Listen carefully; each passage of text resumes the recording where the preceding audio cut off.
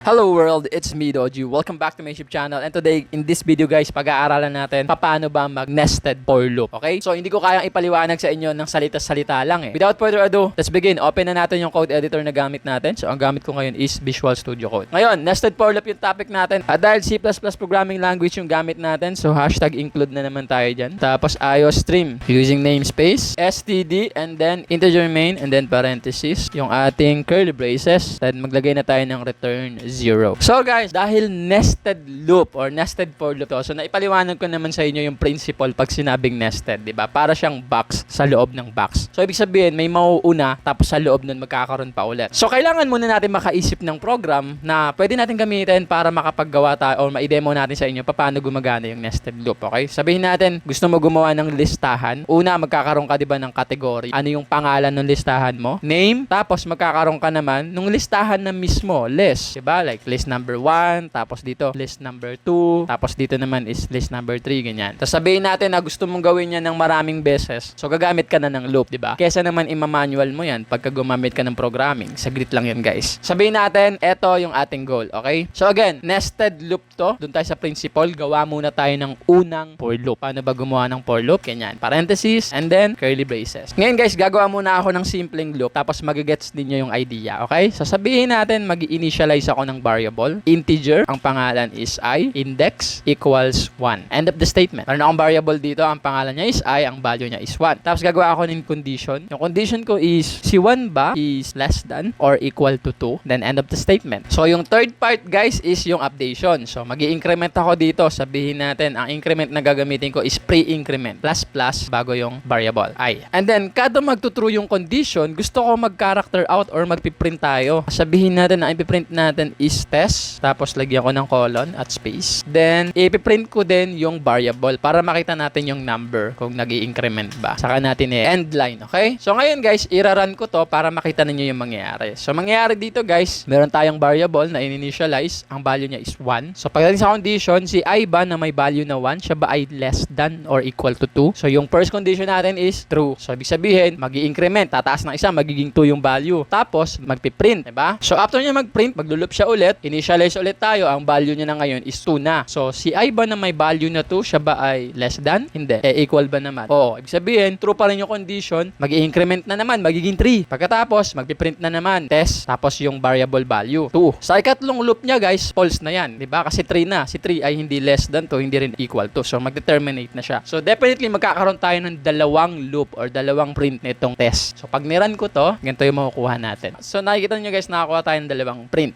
So guys, yung sequence ng topic nga pala natin ngayon is based doon sa PDF na ginawa ko. So meron akong PDF na ginawa na I really think magiging useful sa inyo kapag nag-aaral kayo. So sa PDF na to guys, nakalagay yung summary ng explanation ko. Also naglagay din ako ng mga code snippets, yung mga code na ginamit ko dito sa pagbablog. Na I really think maganda na meron ka nito habang nag-aaral ka ng programming. Dahil kung sa video ka lang manonood, medyo nakakapagod mag-backward and forward. So mas maganda meron kang kopyahan. If you want, pwede mo siyang i-download na dyan yung link sa description sa baba. Okay? Diba? Test 1, test 2. Diba? Nagpiprint din yung value ng variable I para makita natin. So ngayon guys, itong unang loop na ginawa natin, ang tawag dito is outer loop. Diba? Bakit outer loop? Kasi sa loob niyan magkakaroon pa ng loop. So saan natin ilalagay yung loop? Dito ba sa labas? Hindi. Sa loob. Sa loob ng alin? Sa loob ng curly braces. So yung pinakadulong curly braces guys, nakita ninyo yan. Ibababa natin yan. Kasi dito sa loob, dito natin ilalagay yung isa pang loop. So tatawagin natin tong inner loop. Diba? So meron tayong outer loop, yung pinakaunang loop or yung nasa labas, meron tayong inner loop, yung nasa loob. So, paano ba mag-code ng inner loop? Di ganun pa rin, parang loop lang din yan, kaso nasa loob. So, for, tapos parenthesis, curly braces. Ngayon, sabihin na natin, eto na yung unang loop natin, itong test 1. Tapos test 1. Tapos gusto natin maglagay ng mga questionnaire dito. Kasi listahan yan. So, yung pinaka-list natin, guys, itong part na to, ang tatrabaho nito is yung inner for loop. Paano yun? Ganito yun, guys. So, gagayahin pa rin natin to, pero ibang variable na yung gagamitin natin, hindi na integer I. Diba? Kasi magkakaleche-leche tayo kapag ka-I pa din. So, integer pa din. Sabihin natin, J na. Equals 1 pa din yung value. End of the statement. So, pagdating sa condition, guys, ilang beses gusto mag-loop, syempre gagayahin pa rin natin yung condition dito. Okay? Pero, hindi na I yung variable, J na. Si J ba is less than or equal to? Sabihin natin, gusto ko 10,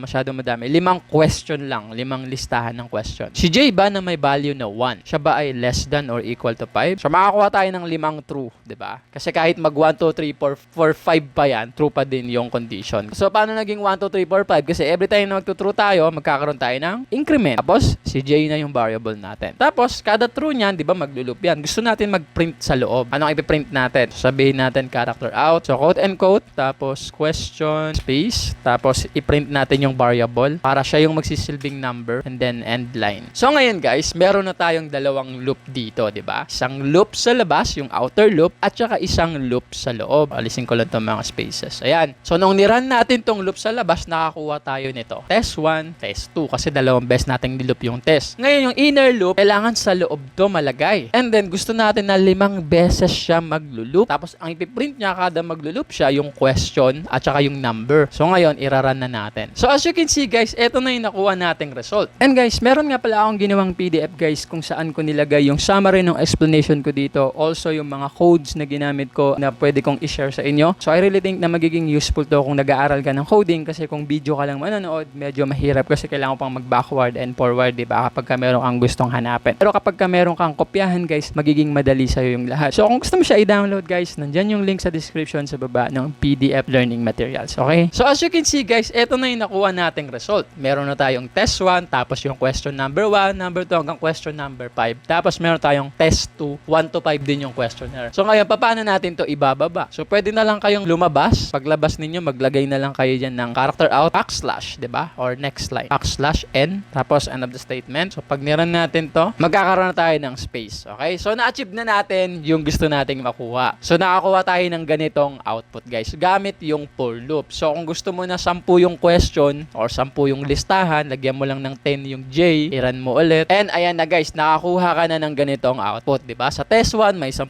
question. Ikaw nang bahala kung gusto mong gamitin yan sa Word, diba? Sa text. So pinakita ko lang sa inyo guys, basically kung ano yung ginagawa ng for loop. So pwede mo rin gamitin yung for loop kapag gusto mong mag-drawing, pero siguro sa ibang video ko na gagawin kasi sobrang haba na. So basically, ganito yung function ng for loop guys. At ang next nating pag-aaralan is papaano naman yung while loop, diba? Na-topic na natin yung for loop. Pag-aralan na din natin ngayon yung nested for loop. So papaano naman yung while loop? Ano naman siya? Paano siya kinocode at saan siya ginagamit? So ganito yan guys. Ganito gumamit ng while loop. Burahin muna natin to.